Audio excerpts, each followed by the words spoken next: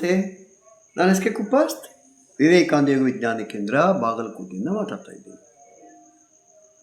ಒಬ್ಬ ಸ್ವಾಮಿಗಳು ಒಳ್ಳೆಯ ಪ್ರವಚನ ಮಾಡ್ತಾ ಇರ್ತಾರೆ. ಅದಕ್ಕೆ ಸಾಕಷ್ಟು ಜನ ಆ ಪ್ರವಚನ ಕೇಳಲಿಕ್ಕೆ ದಿನ ಬರ್ತಾ ಇರ್ತಾರೆ. ಆದರೆ ಒಬ್ಬ ಶ್ರೀಮಂತ ವ್ಯಕ್ತಿ, ಉದ್ಯಮಪತಿ ಇದ್ದಾರೆ. ಸ್ವಾಮಿಗಳು ಹೇಳೋದನ್ನು ಭಾಳ ಅಲಕ್ಷ್ಯಗೊಟ್ಟು ಕೇಳ್ತಾರೆ. ಆತ್ಮ, ಪರಮಾತ್ಮ, ಮುಕ್ತಿ, ಪುನರ್ಜನ್ಮ ಎಲ್ಲ ವಿಷಯಗಳ ಬಗ್ಗೆ ಸ್ವಾಮಿಗಳು ಹೇಳ್ತಾ ಇರ್ತಾರೆ. ಅದಕ್ಕೆ ಸ್ವಾಮಿಗಳಿಗೆ ಕೇಳ್ತಾನೆ ಅವನು ಒಂದ್ಸಲ, ಗುರುಗಳೇ, ಇಷ್ಟೆಲ್ಲ ವಿಷಯ ಹೇಳ್ತಾ ಇದ್ದೀರಿ, ನನಗೆ ಇನ್ನೂ ಇದ್ರ ಬಗ್ಗೆ ಸ್ವಲ್ಪ ಹೆಚ್ಚು ತಿಳ್ಕೋಬೇಕಾಗಿದೆ ಅಂತ. ಸಾಮಾನ್ಯ ಜನರಿಗೂ ಅರ್ಥ ಆಗೋ ರೀತಿಯಲ್ಲಿ ಇದನ್ನು ಹೇಳ್ತೀರಾ? ಗುರುಗಳು ಒಪ್ಕೋತಾರೆ, ಅಡ್ಡಿ ಇಲ್ಲ, ಒಂದು ದಿವಸ ಇದ್ರ ಬಗ್ಗೆ ಆರಾಮಾಗಿ ಕೂತು ನಾವು ಚರ್ಚೆ ಮಾಡೋಣ ಅಂತ. ಅದಕ್ಕೆ ಆ ಉದ್ಯೋಗಪತಿ ಹೇಳ್ತಾನೆ, ಹಾಗಿದ್ರೆ ನಾಳೆನೇ ಯಾಕೆ ನಮ್ಮ ಮನೆಗೆ ಬರಬಾರ್ದು ನೀವು ಅಂತ. ಆಯಿತು ಅಂತ ಗುರುಗಳು ಸ್ವಾಮಿಗಳು ಒಪ್ಕೋತಾರೆ. ಮರು ದಿವಸ ಅವನ ಮನೆಗೆ ಹೋಗೋ ತಯಾರಿ ಮಾಡ್ತಾರೆ. ಹೋಗೋಕ್ಕಿಂತ ಮೊದಲೇ ಅವ್ರ ಕಾರು ಚಾಲಕನನ್ನು ಕರೆದು ಹೇಳ್ತಾರೆ, ನೋಡು, ನಾಳೆ ನಾವು ಕಾರ್ನಲ್ಲೇ ಒಂದು ಸ್ವಲ್ಪ ದೂರ ಹೋಗೋದಿದೆ, ಅದಕ್ಕೆ ನೀನೇನು ಒಂದು ಕೆಲಸ ಮಾಡಬೇಕು, ಸೊ ನೀನು ಕಾರ್ನಲ್ಲೇ ಪೆಟ್ರೋಲನ್ನು ತೆಗಿ, ಸ್ವಲ್ಪ ಇಡು ಅಷ್ಟೇ, ಉಳಿದ ಪೆಟ್ರೋಲನ್ನು ಒಂದು ಡಬ್ಬದಲ್ಲಿ ಹಾಕ್ಕೊಂಡು ಕಾರ್ನಲ್ಲಿ ಇಟ್ಕೋ. ಇದನ್ನು ಯಾರಿಗೂ ಹೇಳಬೇಡ, ನಿಮ್ಮ ಮಾಲಕನಿಗೂ ಹೇಳಬೇಡ ಅಂತ ಹೇಳ್ತಾರೆ. ಆಯಿತು ಅಂತ ಚಾಲಕ ಒಪ್ಪಿಕೊಂಡು ಅಷ್ಟೇ ಕಾರ್ನಲ್ಲಿ ಸ್ವಲ್ಪ ಪೆಟ್ರೋಲ್ ಉಳಿಸಿ ಉಳಿದ ಪೆಟ್ರೋಲನ್ನು ಡಬ್ಬದಲ್ಲಿ ಹಾಕ್ಕೊಂಡು ಕಾರ್ನಲ್ಲಿ ಇಟ್ಕೋತಾನೆ. ಸ್ವಾಮಿಗಳು ಆ ಶಿಷ್ಯನ ಮನೆಗೆ ಬರ್ತಾರೆ, ಶ್ರೀಮಂತನ ಮನೆಗೆ. ಅವನಿಗೆ ಮನೆಗೆ ಬಂದು ಹೇಳ್ತಾರೆ, ಆಯಿತು ಈಗ ಹೋಗೋಣ ನಡಿ, ನಾವು ಸ್ವಲ್ಪ ದೂರ ಇಲ್ಲಿ ಊರು ಬಿಟ್ಟು ಪ್ರಶಾಂತ ಸ್ಥಳಕ್ಕೆ ಹೋಗೋಣ, ಅಲ್ಲಿ ಇದ್ರ ಬಗ್ಗೆ ನಿನಗೆ ಚರ್ಚೆ ಮಾಡೋಣ, ಹೇಳ್ತೀನಿ ನಾನು ಏನಂತ. ಆಯಿತು ಅಂತ ಅವನು ಶ್ರೀಮಂತ ಗುರುಗಳ ಜೊತೆಗೆ ಹೋಗ್ತಾನೆ. ಕಾರ್ನಲ್ಲಿ ಪ್ರಯಾಣ ಮಾಡ್ಕೊಂಡು ಪ್ರಾರಂಭ ಆಗುತ್ತೆ.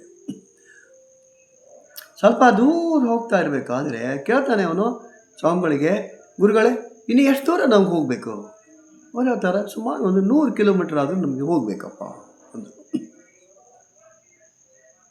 ಆಯಿತು ಅಂತ ಇವನು ಕೂತಿರ್ತಾನೆ. ಆದರೆ ಸ್ವಲ್ಪ ಹೊತ್ತು ದೂರ ಹೋಗೋ ಹೊತ್ತಿಗೆ ಕಾರು ನಿಂತು ಬಿಡುತ್ತೆ. ಯಾತಕ್ಕೆ ನಿಂತು ಚಾಲಕನನ್ನು ಕೇಳಿದರೆ, ಚಾಲಕ ಹೇಳ್ತಾನೆ ಮಾಲಕರಿಗೆ, ಮಾಲಕರೇ, ಇದು ಪೆಟ್ರೋಲ್ ಖಾಲಿ ಆಗಿದೆ ಅಂದ. ಹಾಕೋ ಸಿಟ್ಟು ಬರುತ್ತೆ ಅವಾಗ. ಅಲ್ಲ, ಸೊ ನಾವು ಇವತ್ತು ಬೇರೆ ಕಡೆ ಹೋಗೋದಿದೆ, ಅದಕ್ಕೆ ಮೊದಲೇ ವ್ಯವಸ್ಥೆ ಮಾಡ್ಕೊಳ್ಳೋದು ಬೇಡವಾ? ಪೆಟ್ರೋಲ್ ಹಾಕಿ ರೆಡಿ ಮಾಡ್ಕೊಳ್ಳೋದು ಬೇಡ? ಇಲ್ಲ, ನನಗೆ ಐತಿ ಅಂತ ಕಲ್ಪನೆ ಇತ್ತು, ಮರೆತುಬಿಟ್ಟೆ ಅಂದ.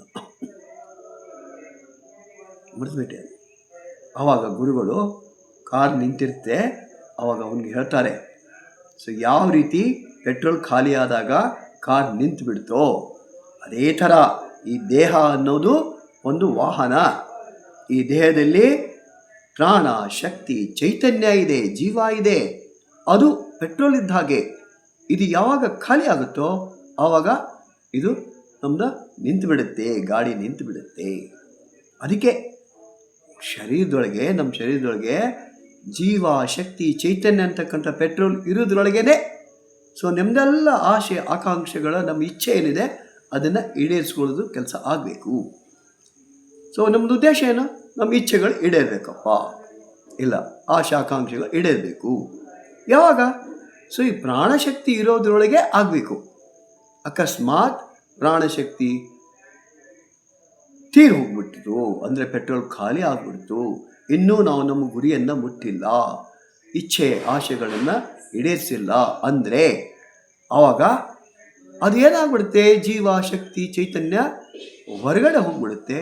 ಹೊರಗಡೆ ಹೋಗಿ ಇನ್ನೊಂದು ಶರೀರವನ್ನು ಪ್ರವೇಶ ಮಾಡುತ್ತೆ.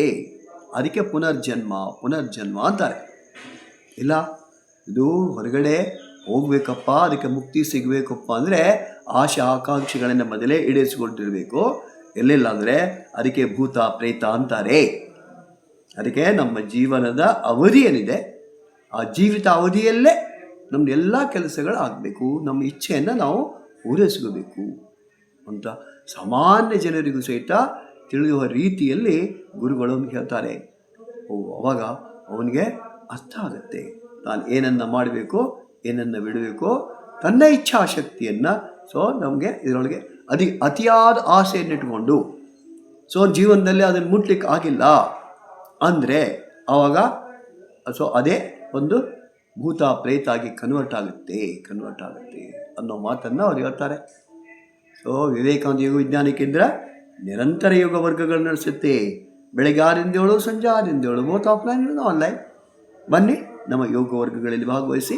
ಜೊತೆಗೆ ನಮ್ಮದೇ ಯೂಟ್ಯೂಬ್ ಚಾನಲ್ ವಿವೇಕಾನಂದ ಯೋಗ ವಿಜ್ಞಾನ ಕೇಂದ್ರ ಬಾಗಲಕೋಟೆ, ಅದಕ್ಕೆ ನೀವು ಸಬ್ಸ್ಕ್ರೈಬ್ ಆಗಿರಿ, ಬೇರೆಯವರಿಗೆ ಅದನ್ನು ಶೇರ್ ಮಾಡಿರಿ.